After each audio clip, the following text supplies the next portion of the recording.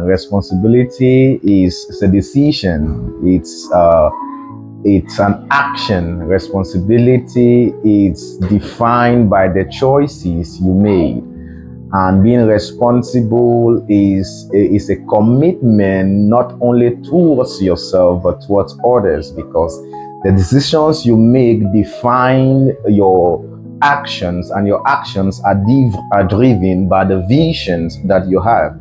And so life is all about what the decisions you make today, which will be able to determine the future that you'll be able to work into, and the future that you're going to what? Embrace. But I have a concern. So my problem and my concern is you make it sound so easy. Looking at your life, looking at the event, everything that is unfolding. You just came here. I'm one of the few people that just got married here, have a good job, have kids that don't run around. And I'm like, is it really that easy to be responsible as it sounds?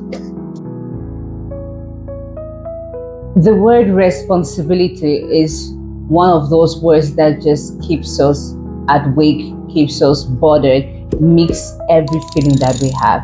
But throughout this month of September, I want us to break it down, understand what it really means. How do we find balance in being responsible as human beings, responsible towards our families, and responsible towards our obligation to our Father? The term responsibility is response to that ability. So today we will start the first part of this discussion, and I just want you to stay put. If you have been tortured by responsibilities, responding, not knowing how to do, this is the time for you to get one or two. So guys, welcome to Moments with MP. Stay tuned, because I have amazing guests that will help me unpack what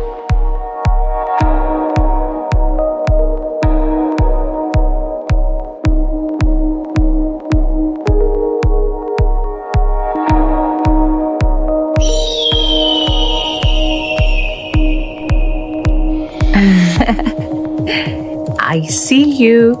Welcome to Finding Balance with MP. surprise. We have Pastor Cyril in the building. Guys, today is gonna be lit. So get seated, because you may be struggling with something, and there's an answer prayer here. Responsibility is that thing that everybody faces. So today on Moments with MP, we have an amazing man of God, an elder brother, a father, a husband, a leader that said yes. Thank you so much, sir, for your time. Thank you for saying yes to have this discussion with me. So I would just like you introduce yourself and tell us who you are and what you do. Hello guys, and thank you so much for watching with us. And today I am opportune to join my voice to that which this amazing woman of God is doing on Moments of MP. And I believe there have been amazing topics so far that all the great people have spoken about. Today, my name is Cyril Kenang, or Cyril, as some people call it, in the Philippines. Yeah. So basically, I am a preacher of the gospel, and also a counselor. I am a father, as many may call, and also I just a humble servant. Amen. I would like to say most especially this one, because some people call me evangelist, other calls me pastor, other call me missionaries. Yeah. And I don't know. Which one are you? Well, for me personally, I see myself as an evangelist. Okay. And the reason I say that is because as a young believer, when I encountered Christ, I always saw myself as someone who was always going out. I always saw myself. I encountered Christ at a very tender age. Well, I'm from a Presbyterian background, but I encountered Christ at the age of around 15. Okay. Yeah, and at that time, I am from a very notorious town, if you know, in Cameroon. Yeah. In the south, I'm actually a Makenene. Bamileke, Yeah. but I grew up in the southwest. I Okay. was born in the southwest. I grew up in the southwest, especially Mutengene. I don't know if you've heard Okay. of Mutengene. Yes. Who doesn't know? Yeah, so Mutengene is one of those crazy cities that's so small. It's a T junction, Yeah. but it is known for a lot of Of things. negativity. Oh my Yeah. God. I know. So I know. And you see, I'm just so happy to have you here. So what happened? Closing last morning, I was trying to prepare for the episode of this morning, and God was bringing the term responsibility, because one thing, or the reason why I started this podcast altogether, finding balance, maybe, is because I want to bring in that challenge that we have in our day to day, and then the reality of things. How do we merge the two? How do we live a better life? Because I believe there is a balance, especially with Christ. So thinking of responsibility, not just what you have to give other, but what you owe yourself as a person. And God just put it in my heart to like have this conversation with you. Immediately I sent you a text. I'm like, man of God, I need us to unpack this. So what was your impression the first time I just, contacted you? What came through your mind? yeah. So once when I received the call from you, and well, I've been following the podcast so far, and Amen. I've really seen amazing topics. So little did I know it was something that has to do with a life I have lived and experienced. So whatever I'll be sharing with you guys today, it's all about my personal experiences. I love it's all that. about my pathway to become who I am today. So I'm not going to tell you something abstract. I'm not going to tell you something that I have watched someone or looked now. That's the beauty of this space. Something relatable. That's the beauty of this space. I'm really curious to know more about your journey, because it's been 8 years now that I know you, and through my friend Adele, you moved to Davao, you came back, but there is one thing unique about you. In my eyes, you're never changing. You have that same regime.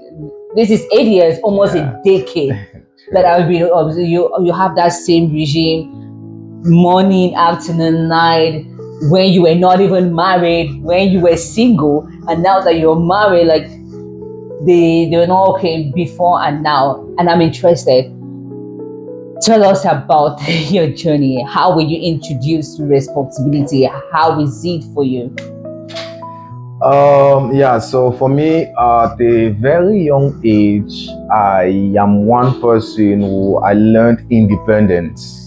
I learned being responsible at a very young age. I mean, when I talk about responsibility, it's not only about provision. Yeah, because there are people who provide but they are not responsible. They are parents. What's the difference? So the difference between responsibility and just being a provider is that responsibility doesn't involve you. That responsibility involves everything, not only what you can give, but even your time. That's deep. It involves even your time. But you see, a provider just provides, just makes provision. Like an NGO. Yes, more like an NGO. But now you cannot account to, because responsibility is accountability. Responsibility is it's a whole package of its own. Yeah. And so when I was young, I had that sense of trying to build a future where I will not be dependent on my parents alone. Where does that mind come from? Like, my background is from I'm a Bamileke. Yes. And as a Bamileke, we believe in business. We are business oriented. I am too. Yeah. So I really. So, and from that background, at a certain age, I felt like I could do some things to be earning my own added to what my parents could give me. Okay. So it's more about multiplying what was given to me, so that I can live a life that will be able to please me, and also can be able to provide to my siblings. So it's with that mind that it took me to the point where at a certain age I had to leave the house. What age? I left our house, that was around high school. Yeah. Yeah, so Like high 15, school around 16, yeah, 15, 16, 17. Yeah. Yeah, I left. I started renting with a friend. Oh. Yeah, that Your friend of parent mine- allowed you. Well, my parents allowed me, though I grew up from a house that is very conservative. Okay, So okay. yeah, not as if they allowed me, Okay. but you. it was a part of my training process.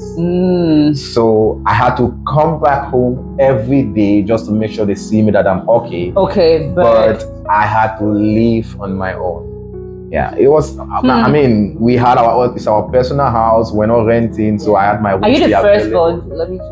Oh, I'm not the firstborn. I have my elder sister, but I'm the firstborn. Okay. I'm from a siblings of. I'm trying to relate. 6. Yeah. Oh, okay. Yeah, siblings of 6. And the first boy. So from there, when I started renting and started doing 1 or 2 things on my own, that was where the mindset of how many people are connected to your life, because the decisions you make today doesn't only define the future you want to see, it also define the future of those attached to your life. That's deep. And that is where the consciousness of what I do today mattered a lot, because it reflected more also on the people waiting on me. Yeah. Because if I fail, I don't feel alone. I feel accompanied with many others. Yeah. And so from there, that is how the burden came on me I started setting goals for myself. Okay. Yeah, started setting goals for myself, because one of the things with responsibility is to be able to set goals and endeavor to set target of achievement. I have a question. Growing up in Mutengene, I know how, I don't want to speak bad about the town, how rough it is. It's like a junction of clubbing and everything, from which an evangelist was brought forward. How did you manage that? 17, 18 is that age where you are vulnerable, puberty, everything. Then your environment did not even help, but yet you found yourself making divine choices. How did you overcome the drama around you how did you find the balance between the drama that is happening and the inner voice calling you forth to be who you were meant to, or to be responsible? I would try not to spiritualize it a little, because our audience is the global audience. So I want to create the balance in between the spiritual and the decisions you make physically also. Okay. Growing up in Mutengene, basically it's a town which is really known for, I mean, like if you grow up from there, even if you are not corrupt, you will be corrupted. So there's just a certain level of corruptness that just is like it breathes in the air. Yeah. And so even when we encountered Jesus, because I was from Fuga school basically, I received Christ in Fuga school. Even when I encountered Jesus, they gave me a time. Because I mean, it was a joke. It all started like a joke.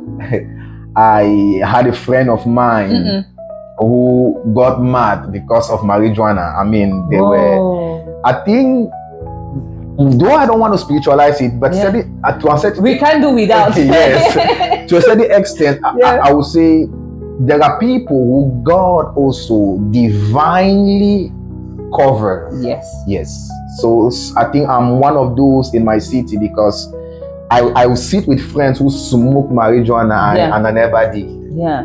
I sit with friends who do a lot of things with women. I never did. But I wouldn't say I was a saint because I did smoke. I wouldn't say I was a saint because I did drink alcohol. As a matter of fact, my father was a brasserie worker. Whoa. So there's supply. That's actually where, that's what one thing I want to talk a little bit. I'll enter a little bit into family, because my drinking habit, I took it from my parents.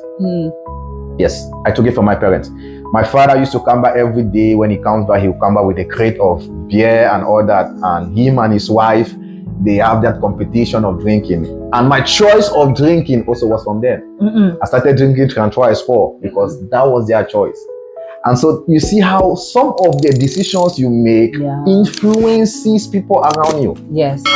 And that is how. So when I go with my friends, they go out, I am just, you know, that kind of, you're the holy one in the midst of, but to a certain extent, you don't want to diminish yourself. Yeah. Because you also need to say no. When they At say, least- I'm the group of bad people, you're also one of them. Though you don't want to be like. Yeah. So, you want to identify. yes, I'll go there, I want to drink, I want to smoke, but I don't want to be too involved. Yes. And that was how my journey started until I left and went to Boya. For the university. For the university. And my encounter actually was from Boya. I will give credit to one lady, Jato Leticia. I mean, she is one of the reasons I was able to stand. Amen. Yeah, she's one of the reasons I was able to stand. And my covenant brother also, Stephen Constantine. Please share this episode with them if you guys are still in contact. Of course, they're going to be watching. So these are the people. My covenant brother stood with me because at that time this guy, I'm not trying to paint him black, but this guy was really the rough guys I had in town. Yes, he did all kind of things. But today, he's one of the people who I can boldly say had an encounter with God. Amen. He had an encounter because he's standing for the truth. He was here, I think, back in 2000 and in Manila before the pandemic. Yeah, before the pandemic. Yeah, I think it's just at that time we were not that too bad. When I was living in this specific Adele, no, at the start where you guys just came. Yes. Yeah, he was around. And so that was how I've been with him. We've grown together until the point where when I go somewhere, he wants to be there. When he's somewhere, I want to be there. And that was it. One thing I noticed about your journey is that you made your decisions by yourself. You didn't need somebody to supervise you for your journey in being responsible. Because if we leave Boya and everything that happened, and now you step into Manila, it's a new journey. Yeah. Take us through that one. Yeah, so from Boya, when I was concluding my degree, I already had, we started doing, I'm just going to transition. Yes. We started doing crusades. When I graduated, we started doing crusades in my town. We moved to Bamenda, we did a crusade. And from there, my title that I always put on programs, if you look at the posters there, I think back 10 years, 12 years, I always put missionary. And at that time, it was more like a faith. Sorry, sir. What did Leticia do? You were talking about Leticia. She played a big role in your transformation. What did she really do? Yeah, so Leticia was that lady where while I was in university, she's that one lady. She belonged in one group. It was like a cell. Not really a cell, so it was more like a discipleship. Yes, a discipleship program. Guys, cell is not prison, okay? Yeah. So it's just a group of people you come together like during a week in a house, and then you guys fellowship together. Yeah, that's it. So she belonged to that discipleship program, and she used to invite me. At that time, I had friends also who invite me. So it was more like people wanting you to relate with them from their own angles. Yes. So my friends will invite me to clubbing, others will invite me to go chase women, and she also invited me to the church. Okay. And now I'm faced with decisions where I have to make a choice. I need to make a choice. And so from there, one of the things she did extra was, Boya was not easy as a student. Food is one of the things that it's really. So what she will do is she will go extra mile, which my friend will not do. She will make sure she prepares food. When she's inviting me, she will attempt to bring the food to take me along to church. Wow. What a sacrifice. That was so much for me. She would call me at time when she was at school, come and get your own. Those were the little things that marked me a lot. Yeah. And from there, I said, okay, let me just follow you. What do I lost from just going? To me? And that is how from there I started going, and I had an encounter.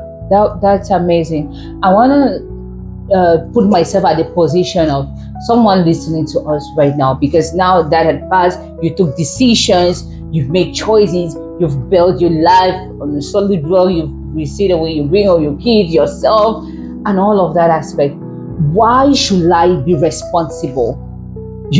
I have a choice. I have my nightclub, I have the drinking, I have the money that comes with it. I have that comfort. Why should I deprive myself for comfort, all in the name of being responsible? What does it even mean? Like, am I not losing out? Like,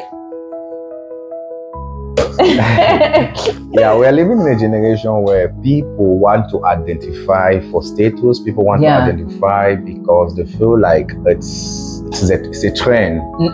And also, I think my decisions were not influenced by people okay. because it's a choice I made.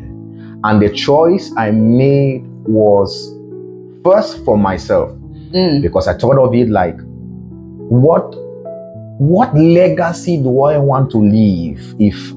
What will I be known for? Yeah.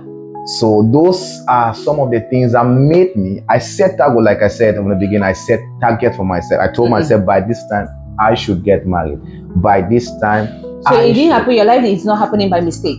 It was not by mistake. It was something that was planned.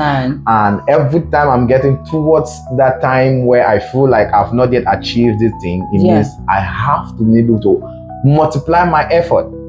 See back into what were the things I said I want to do. Yes.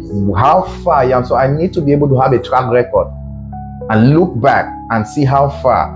And that is how I found myself in the Philippines. That is how most of my siblings came here. Yeah.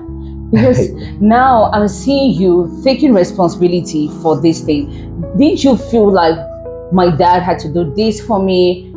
Let me wait on people that are responsible for you, because I'm seeing you more of what am I responsible for? Did you feel like, okay, I should rely back? I have a dad, I have a mom, an uncle.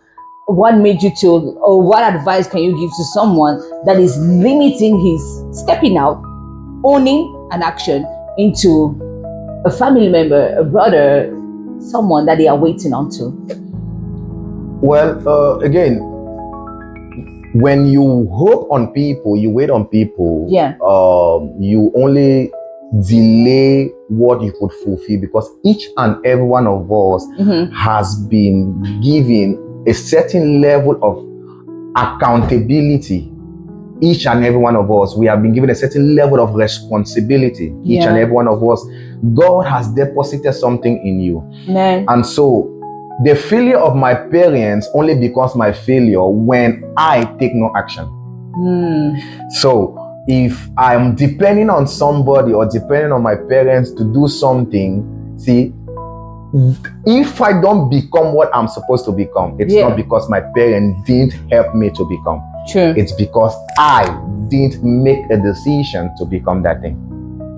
And so that's why I did not wait on someone. But I needed my parents' support to come where I came to Manila. My parents would support me.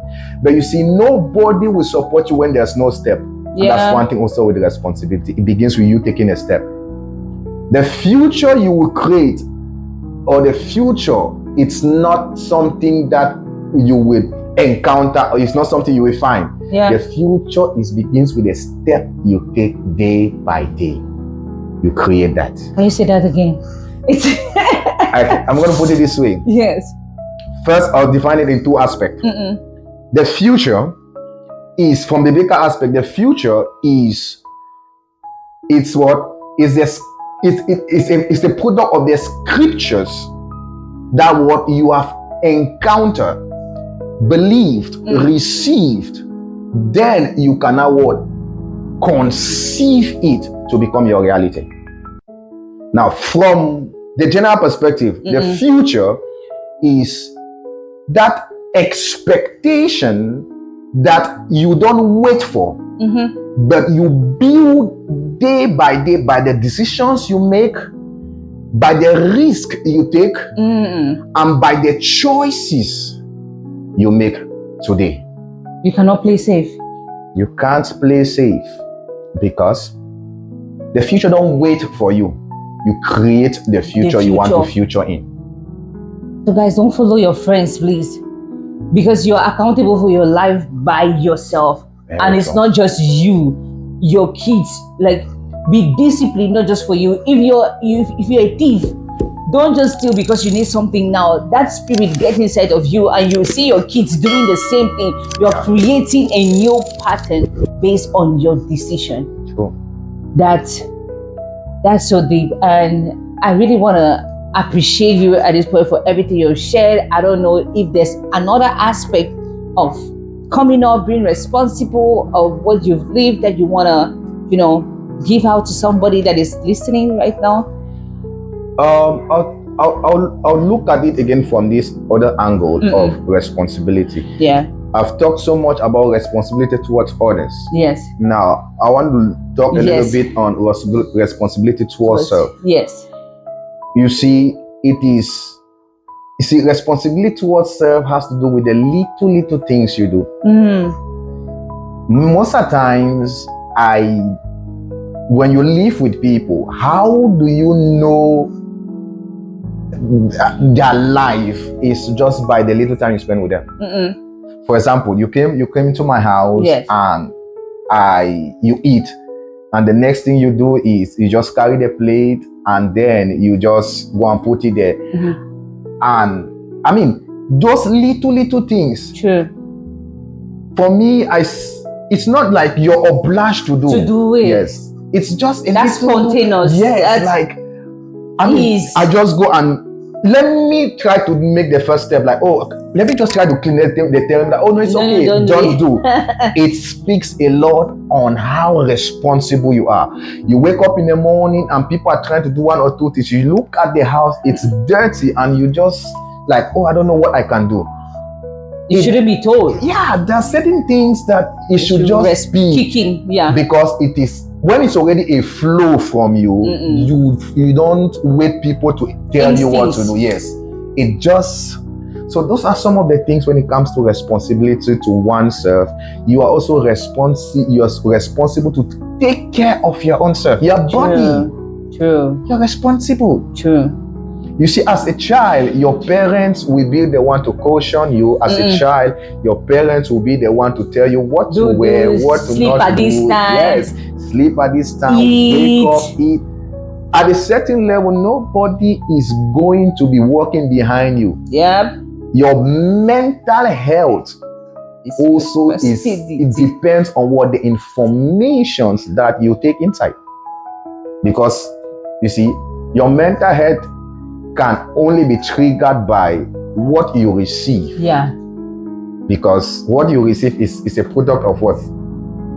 Informations that you get from people. Yeah. It can either make you incubate or it break you. Yeah. You multiply it and then it becomes something else, you manifest it. That is it. So it can either make you or it break you. Yeah. So what makes you is the positive one that you receive. So you are responsible to reject what you don't need. That which will not be you, you are responsible to reject it. Responsible to choose where you're going to. Let's say, okay, I got drugs, I got this or any other thing. You are responsible. You had a choice. You had a choice to make. Your friend invites you to go out.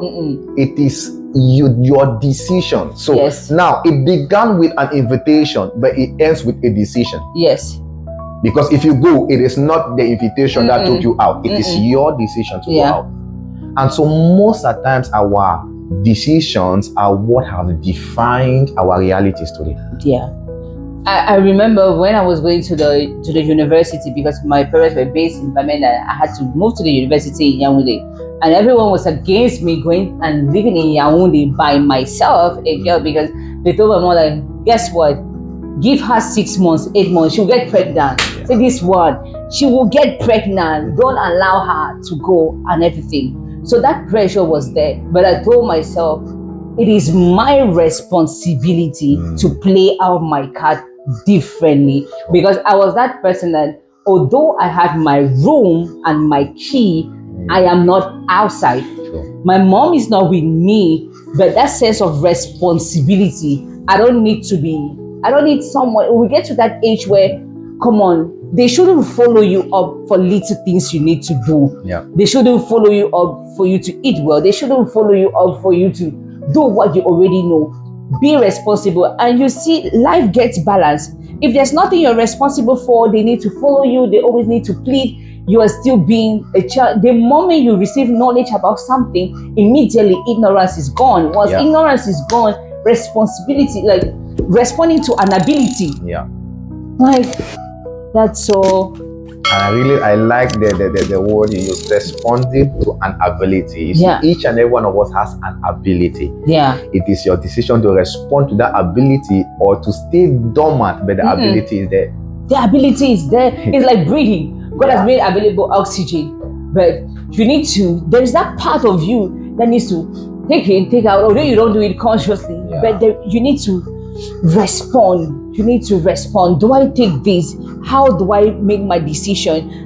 Leaving others apart. I always say that's why at times I will look like somebody that is really not, I don't sympathize a lot with people that don't make it in life, that they didn't send me to school, because I'll tell you, me too, but I had to sell. This person was not there for me. Like, stop looking at who is there for what. If God has brought a knowledge to you, then you should be able to take action, be responsible with your choices, with what you do. I'm just so happy we had this conversation. So, responsibility through self-preservation to avoid ignorance and break limitations. Yeah. So, let's see how we can wrap this up. Give a word to someone. You may be out far from your parents. You may be in a milieu that is surrounded by wolves, but you want to stay out clear. You want to build something. You don't want to be like what you see. You don't want to depend, and you feel like it's impossible. What is that one word, one sentence that you will maybe share or give out to somebody in that situation watching us today? Again, I will say responsibility is a choice, it's a decision. Me getting married at the age I got married was a choice and it's a decision. And you prepared for it. I prepared for it. And also another thing is, as a single, not playing around was a decision, because I had what it takes. Yeah. I had the possibility to say no. I had all the I had, nobody is checking on me, nobody is policing, nobody is behind me to ensure that, hey, don't do no. But it's a decision I made to say I would make sure I keep myself and make sure. And that's the same thing I try to do for my kids. Yeah. Because also my actions today has a greater role to play also on their upbringing. Yeah. Yeah, my actions today has a greater role to play on their upbringing. And also, one of the things that triggered my decisions to be what I am, I grew from a family. My father got married to my mother. I'm just trying, sorry, I'm bringing you back. But the reason for this is because I want to relate to my experience. My father got married to my mother only, but my father had kids outside. And so growing up from that dense home, my father had money. And so he lived his life. I'm not going to go into details. So I saw what my mother went through. I saw some of the challenges about marriage. But what will make me want to enter that marriage after what I have seen? It's because I told myself, for me to correct the error, I need to go through the same thing that he had gone through, and then see how to be able to fix with that which was spoiled, so that my next generation will not follow the same pattern. And that is why every opportunity I had to ensure that I keep sanctity, I did. Today, I can tell my wife, this is the things this is the home I go to, because there's this cliche that most of the times boys who saw the way their moms were treated, they have a tendency to treat their wives or other women in that same way. Yeah. So if I they, get if they to, allow that, if they don't get healed, if they don't get that knowledge, they'll feel like that is the pattern because yes, that's all they know. They cannot do better. that's what they see. So to change that narrative, God needed to help me to be able to what, go through the same thing, but make sure that I write another story. Another thing. I write another story. I That's believe that is the beautiful. life I'm trying to do now, to Yeah. ensure that my children can pick up from there, and the next generation can Yeah. go from there. Thank you so much. You've said a lot, and we got that responsibility can break a pattern. You stop it because your child sees the way you're treating the mom now. Yeah. We don't need to learn anything outside. Home is representing that perfect picture. He will do it, and it will not just be Zion, but Zion's children, and children up to the other generation. It's just so amazing. Today we are coming out saying that don't look any external force. You take that decision to be responsible. It's not gonna be a bed of roses.